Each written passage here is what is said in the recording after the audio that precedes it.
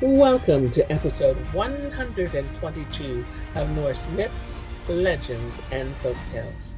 My name is MyLinda Butterworth, and today we learn how two cousins met on the outskirts of town, each thinking where they lived was better than the others, and after visiting each other's houses, decided that there is no place like their own home, in the story of the town mouse and the country mouse.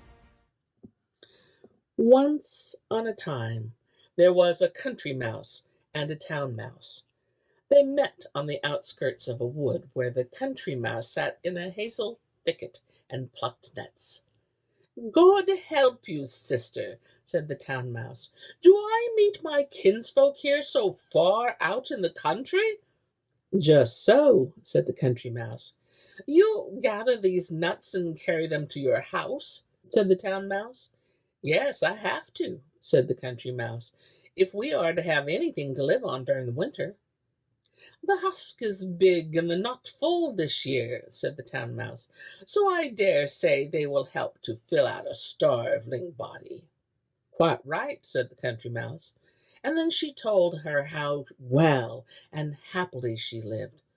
But the town mouse thought she was better off, and the country mouse would not give in, but said there was no place as good as in the woods and hills, and as for herself, she had far the best of it. Still, the country mouse said she was sure she had the best of it, and they could not agree at all. So at last they promised to pay one another a visit at Christmas, that they might taste and see which lived best. The town mouse was the one that had to pay the first visit, and she went through woods and deep dales, for though the country mouse had come down to the lowlands for the winter, the road was both long and tiring. It was uphill work, and the snow was both deep and soft, so that she was both weary and hungry at the time she got to her journey's end. "Now I shall be glad to get some food," she said when she got there. As for the country mouse, she had scraped together all sorts of good things. There were kernels of nuts, and polypody and other roots, and much else that grows in wood and field. All this she had in a deep hole underground where it would not freeze, and close by was a spring, which was open all the winter so that she could drink as much water as she chose. There was plenty of what was to be had, and they fed both well and good. But the town mouse thought it was not more than sorry fare. "One can keep body and soul together with this," she said, "but it isn't choice, not at all. But now you must be so kind as to come to me and taste what we have in town." Well, the country mouse was willing, and it was not long before she came. Then the town mouse had gathered together something of all the Christmas fare which the mistress of the house had dropped as well as she went about, when she had taken a drop too much at Yule.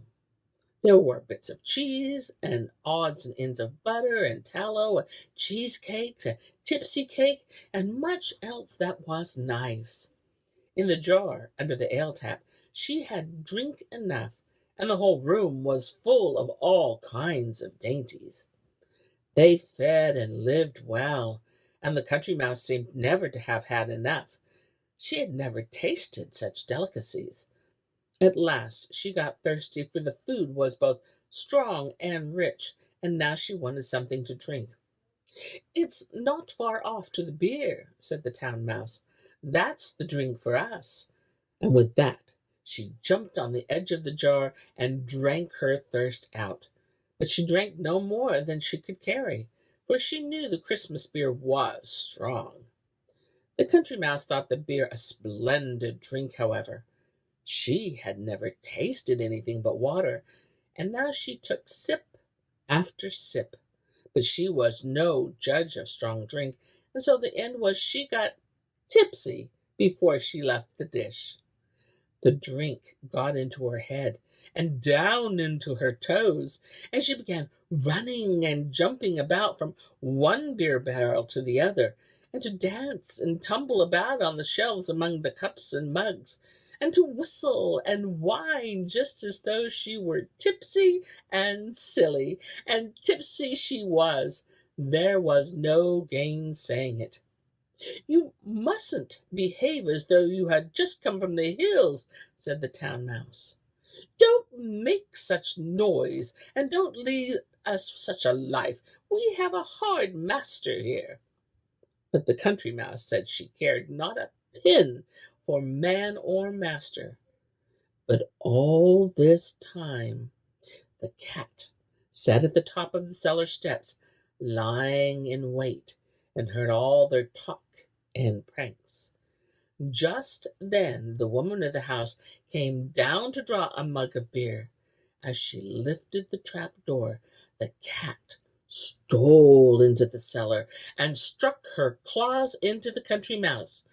Then there was another dance. The town mouse crept into her hole and sat safely looking on. But the country mouse got sober all at once as soon as she felt the cat's claw on her back. "Oh, my dear master, be merciful and spare my life. I'll tell you a story." That's what she said. "Out with it, then," said the cat.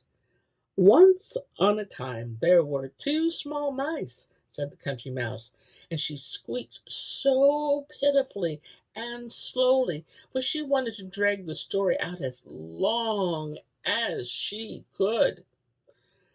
"Then they were not alone," said the cat both curtly and dryly, "and so we had a steak we were going to cook." "Then you're not starved," said the cat. "So we put it up on the roof that it might cool itself well," said the country mouse. "Then you didn't burn your tongues," said the cat. "So then the fox and the crow came and ate it all up," said the country mouse. "And so I'll gobble you up," said the cat. But just then the woman shut the trap door with a slam, so that the cat got startled and let go her hold, and pop! The country mouse was away in the town mouse hole, and from it there was a way out into the snow, and the country mouse was not slow in setting off home. "This you call living well, and you say that you live best," she said to the town mouse. "Heaven gladden me with something less than rather than having such a big house and such a hawk for a master. Why, I only just got away with my life." And here is where I end my tale for today. But I'll be back with more tales. Many more tales. Until then, my friends, enjoy the journey.